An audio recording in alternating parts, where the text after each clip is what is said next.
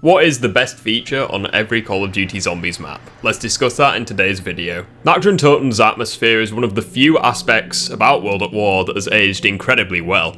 Everything from the creepy, menacing sound of the zombies, to the fog, to the sound design. It really is good stuff all around, and something that I do really recommend you experience at least once. Vanguard introduced many key features to Call of Duty Zombies, and it would be very difficult to choose one thing over the other.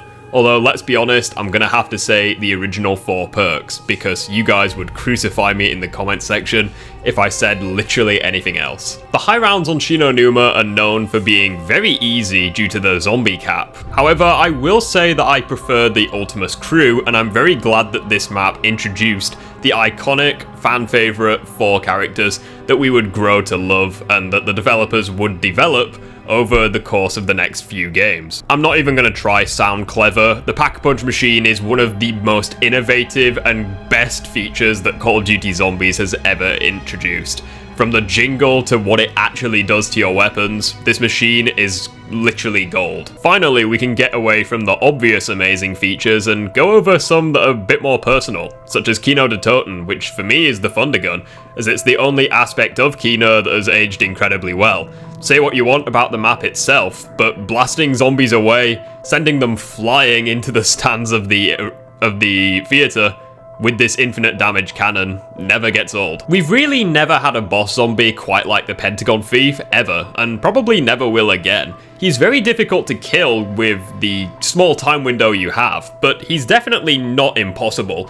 And the rewards for killing him if he doesn't touch your weapons is the bonfire sale, which allows you to pack-a-punch all of your guns for 1,000 points each. It really is a game changer, and one of the things that made 5 so iconic. Up until Ascension's release, every COD Zombies map had been very boxed in and claustrophobic, but when Ascension dropped, with its wide open spaces, as well as one of the best training spots in the entire game, next to PhD Flopper, it really revolutionized the mode and introduced us to quite a few open maps in the future. There really aren't that many good features about Call of the Dead, although one thing that's very interesting to think about is it was the first Zombies map ever that had 4 wonder weapons, and despite 2 of them not being very good, one of them being temporary and one of them being the ray gun, it did have 4 wonder weapons, and was the first map ever to do so. Shangri-La has a lot of good features, but I honestly think that these monkeys get too much hate. They steal your drops, sure, but they allow you to cycle between the drops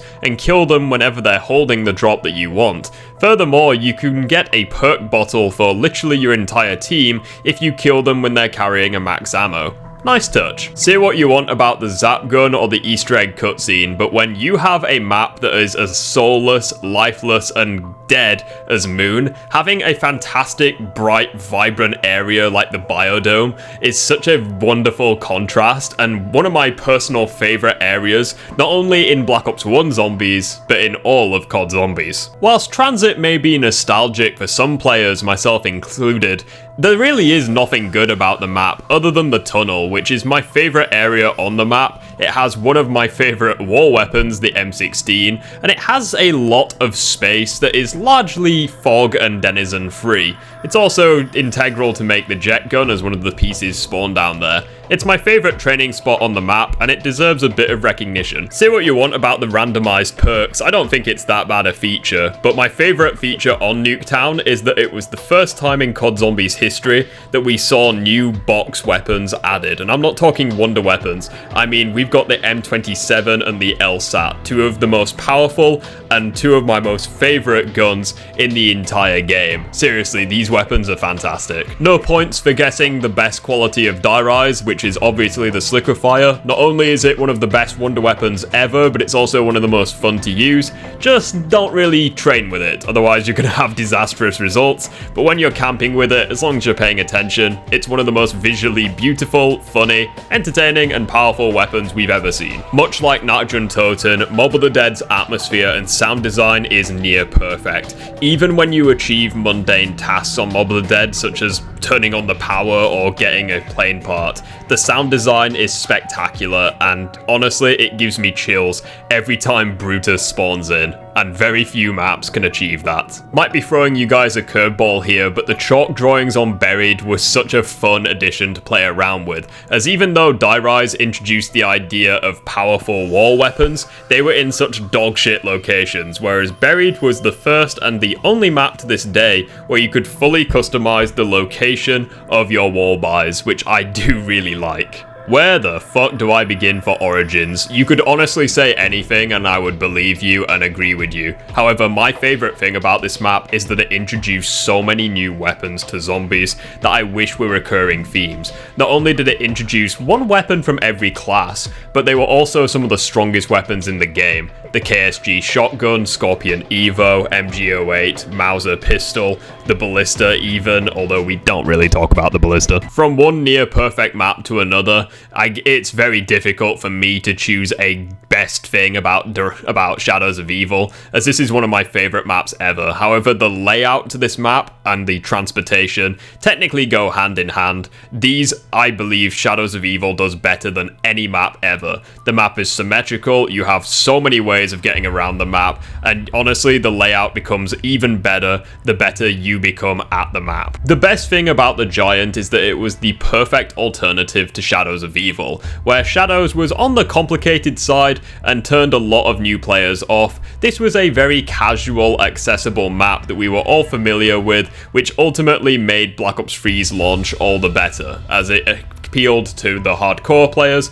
and the more casual players who just wanted to kick back, relax, and upgrade their guns. With Drak, we saw the introduction of full-on boss fights integrated into the Easter eggs within Treyarch Zombies, and the Keeper boss fight is one of the best things on Drak. Honestly, the entire Easter egg from start to finish is fantastic, from building the bows to blowing up the moon. It really is good, although the climax against the Keeper was awesome. Say what you want about the gameplay, I think the aesthetics of Zetsubou are second to only a few maps in Call of Duty Zombies history, including the non-Treyarch. Seriously, this map is gorgeous. Everything from the lush plant life to, you know, the caves to the spider arena, everything about this map is just beautiful, and it completely shits on the Shinonuma remaster, even though it released almost a year later. You're probably going to notice a theme from this point out, and yes, I really love the boss fights on Gorod Krove. I think it's easily the highlight of the map. I mean, you take on two bosses, one of them being a giant fucking dragon, the other one being Ultimus Nikolai in an Iron Man suit. Seriously, what is there not to love about that? The best thing about Revelations is how they blended so many good map designs together and did it almost flawlessly. I mean, think about it. You have maps like Origins where it takes place in the snow, and you have almost tropical-esque maps like Shangri-La, yet they blended and tweaked the aesthetics of all of them to create a mishmash of ideas to create one almost perfect Zombies map, in my opinion. The one thing about Voyage of Despair that I would consider truly perfection is the boss fight. It's possibly the best boss in Treyarch history. It has 5 phases of perfection, and every single encounter against this guy is just a cinematic masterpiece that is challenging but fair. I've always maintained the belief that Dead of the Night is Black Ops 4's Zetsubou no Shima, and just like Zetsubou in BO3, Dead of the Night in BO4 has some amazing atmosphere and aesthetics. Seriously, this map is gorgeous. Inside the manor or outside, it really doesn't matter. It remains gorgeous throughout. Whilst I really love the boss fight on 9, I think the biggest perk of the map ever since launch is just how simple and casual it is. I mean, think about it, you have some of the most complicated maps in COD Zombies within Black Ops 4, and then 9 is here to just remind you to relax every once in a while and have a good time. I mean, the layout is literally a circle at the end of the day. How exactly do I put this into words? You literally take on Perseus and Pegasus on Ancient Evil.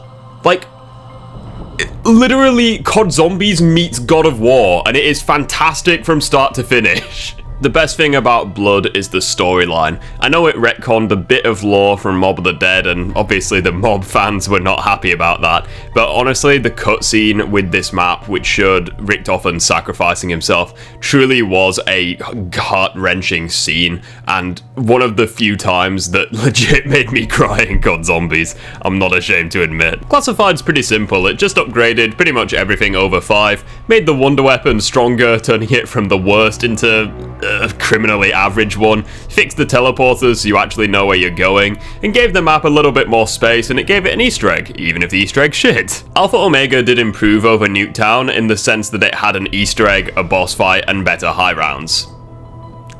That's literally it. I can't think of many good things about this map. Yes, Tag to Toten improved over Call the Dead in high rounds and a few other areas, but the standout feature of this map, once again, seriously, just look at how beautiful this map is. The blue-red contrast with the snow and the sunset theme, or sunrise theme, whichever you prefer, just looks absolutely gorgeous. I can't believe I'm even saying this, but the best thing about Die Maschine is that it brought so many things back to zombies that were just missing from previous games, such as Jug and Speed Cola, the iconic perks that were just missing. We also had a few curveballs, such as the ray gun being the most powerful wonder weapon, not just on the map, but in the game, as well as a remake of Nachtron Toten, which was actually really good. I'ma throw you a hot take here. The best thing about 5AC is the self-defense rounds. Yes, they're a bit of a pain in the arse in the early rounds, but when you eventually get to take on the Order round 30 onwards, it is a spectacle to behold, and it's even better than the Easter egg boss, and you don't have to lay a hand on the 5AC Easter egg to do it. Flip the coin and you have Outbreak, where the best quality about this map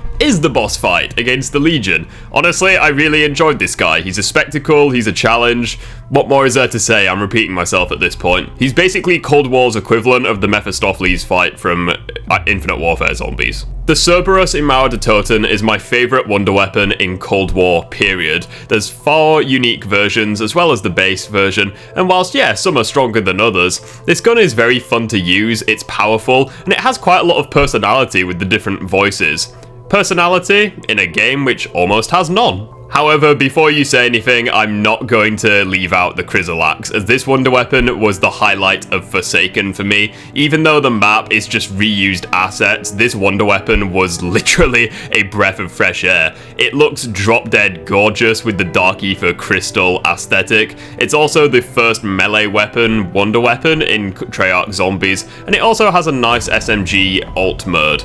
Really fun weapon even to this day. Modern Warfare 3 Zombies is hardly perfect by any means, but one area that I really enjoyed was the progression and how if essentially you get in what you get out with this game, where everything that you get, such as perks, weapons, etc., you can immediately start with in your next game, which I think is actually quite cool, and it's a far more balanced system than say Gobblegums or Elixirs. And say it with me, the best thing about Vanguard Zombies is that it's no longer taking up space on my PC.